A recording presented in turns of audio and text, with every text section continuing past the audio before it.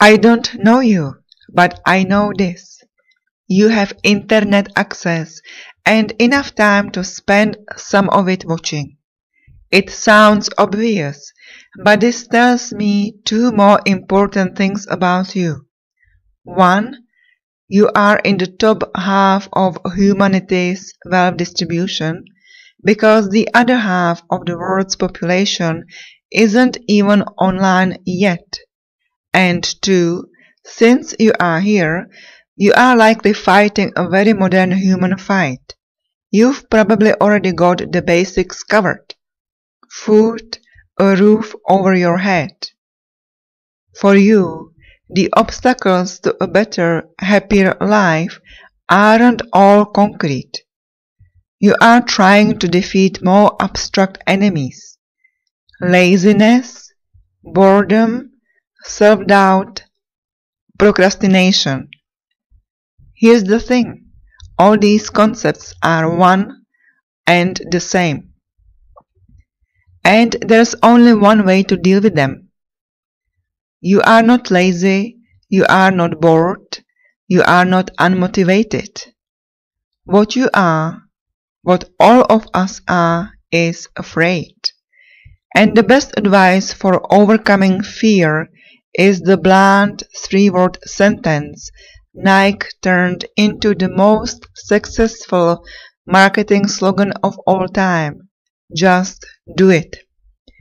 I'm not motivated is never a true statement. Not motivated to do what? Work? In that case, aren't you motivated to avoid it? Every action human beings ever take is driven by some kind of incentive, whether it's money, or happiness, or peace, or satisfying your conscience.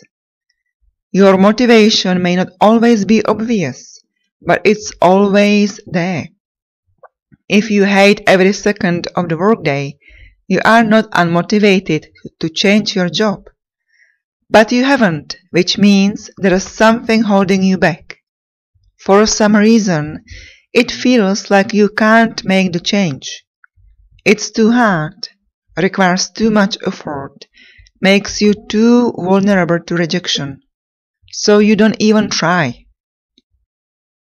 But that's entirely different from not being motivated, and it's only a sign that it's time to dig into this feeling. I once struck up a chat with a woman who was a Scrum Master and a physiologist. She was in business school, but really, she wanted to study fashion and launch her own creative company. In short, she was a fascinating person. When I asked her why she even used the app, she spoke the most common lie in the world. I am bored. How do I know it was a lie? Because no one is ever bored anymore. There is no reason to be. Most of us don't even choose to try. We are 100% connected, 100% of the time.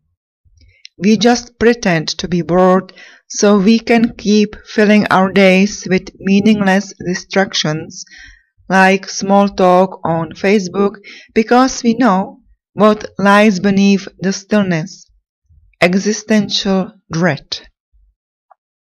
Go through the door of boredom, and that's what you will find.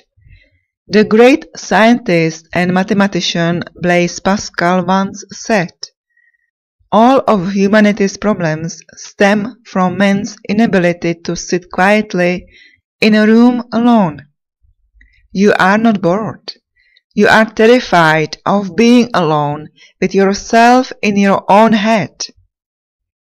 Laziness is the scapegoat of everyone who is trying to capitalize on your claim of being bored. You are not bored, you are boring, is what they will tell you.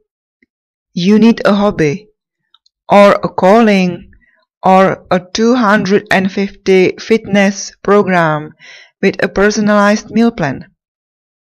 This too is nonsense. Laziness, like boredom, doesn't exist. As psychology professor Devon Price has explained, no one wants to feel incapable, apathetic, or ineffective. If you look at person's action or inaction and see only laziness, you are missing key details. What looks like laziness or self-sabotage is almost always something else: a lack of confidence, an unmet need. Once again, it's not a lack of motivation, an inexplicable unwillingness to act that obstructs your path to success and happiness. It's the invisible boundaries in your head that you are tripping over, sometimes without even moving at all. Laziness, boredom, procrastination, all of these are symptoms of the same disease. My dad once told me this story.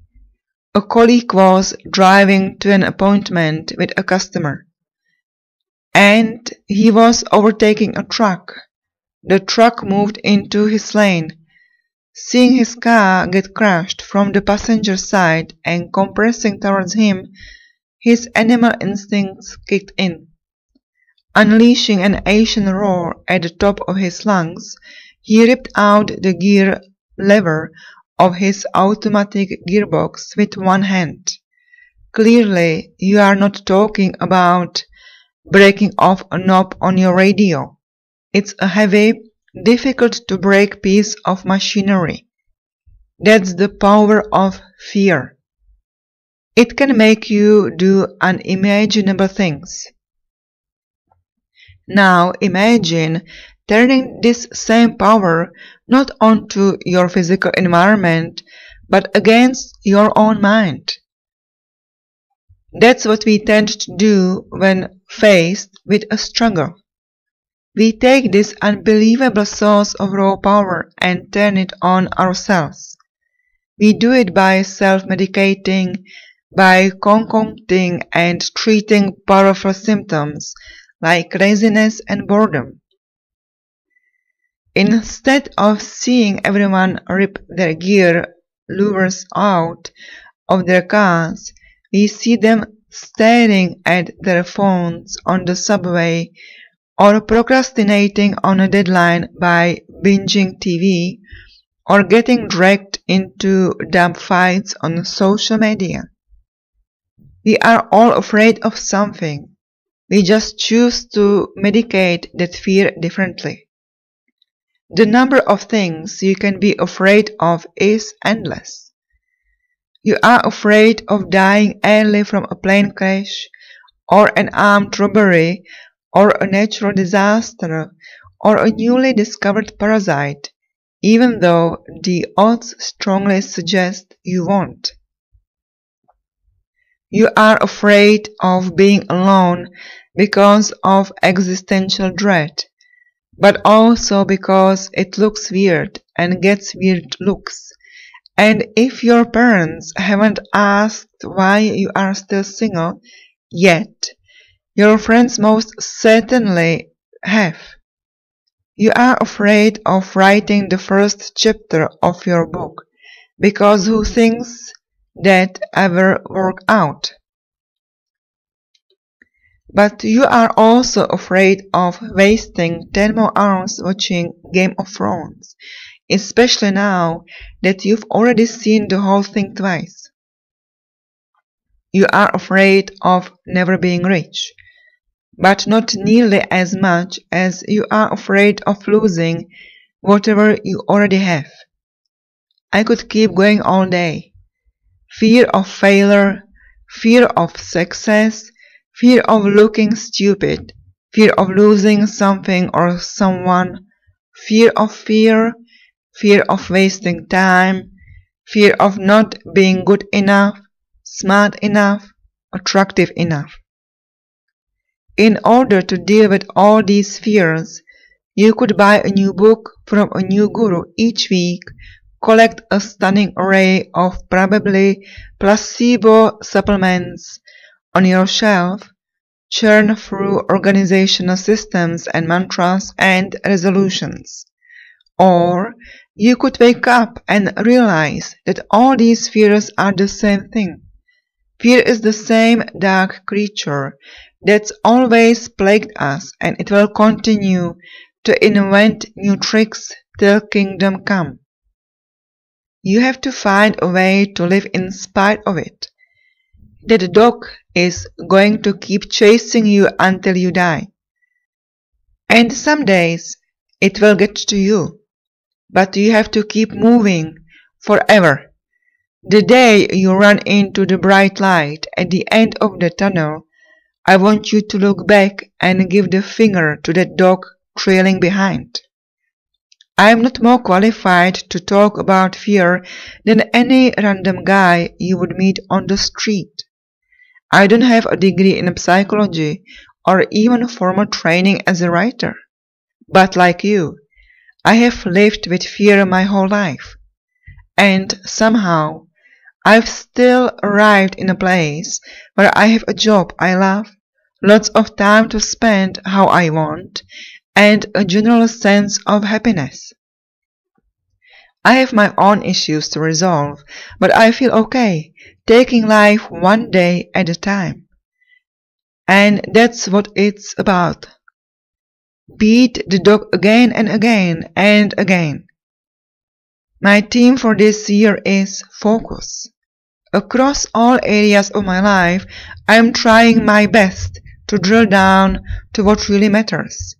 Projects, people, how I manage my time and my energy. And the one thing that has helped me show up consistently in spite of fear is some version of Nike's annoyingly obvious slogan, just do it. Because besides being annoyingly obvious, it's also universally true. Just do it isn't an elegant solution. It's not dismissive or snobby, but empowering and humble. It's motivation, inspiration, action, energy.